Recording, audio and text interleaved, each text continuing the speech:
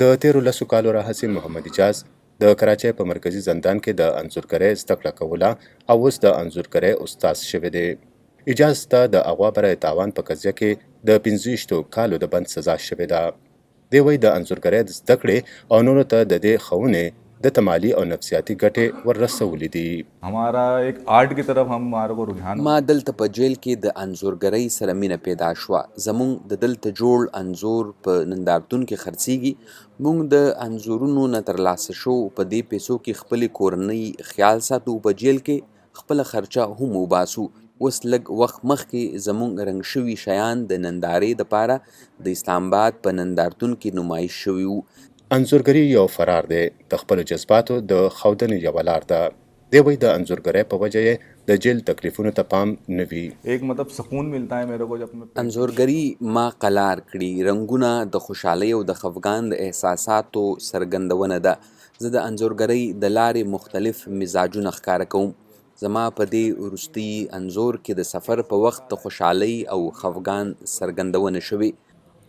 د نفسیاتو ماهره عایشه بیدار وایي هنري اظهار خو په عام ژوند کې هم ښه خبره ده، خو د بندیانو لپاره بیا دا ډیر ګټور کار دی. So anything that connects with a person's soul is د زندانونو شاته زیاتره قیدان د بې درکه کورنیو څخه راځي. دوی اکثره د کړکېچنو کورنیو څخه راځي. دوی د یوې پر تشدد ټولنې سره تعلق لري.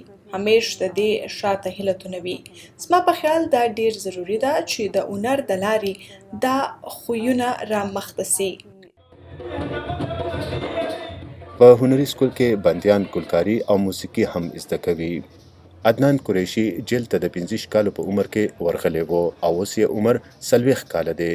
د موسیقي استاد دی. यहाँ पर 2-4 घंटे जो क्लास में गुजारते हैं دلته په کلاس کې 2-3 ساعته پورې ناسته د بندیانو نه خپلې دعوې هېرې کړي.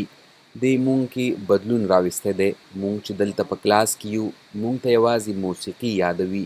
د سهارې چې په کوم فکر کې هم راپاسو مونږ ځان سره سندره شروع کړو. موسیقي زمونږ احساساتو ته لاره برابروي. په جیل کې تر د 6,000 پورې قیدیان دي او د 1500 نه زیات بندیان هنري درسونو ته ورځي. आज हमारे स्कूल और زمونږ د فاین آرټ سکول مشر د 1000 پورې قیدیان تربیه کړي دي. دلته د قیدیانو آرټ دوی ته د کال په سر تر د 1,00,000 روپو پورې ګټي. دوی خپلې کورنۍ ته د بچو د تعلیم خرچه ورلیږي او غواړي چې بچي یې په ورانه لار لاړ نشي او د ټولنې یو ښه غړی جوړ شي. قیدیان وایي هنري زده کړو ورته ډیره ګټه وررسولې ده او غواړي حکومت دې د دې کسانو د بند سزا کې هم د کمی لپاره ګامونه پورته کړي. ارباب محمود علي، وایس اف امریکا، ډیوا، واشنگټن.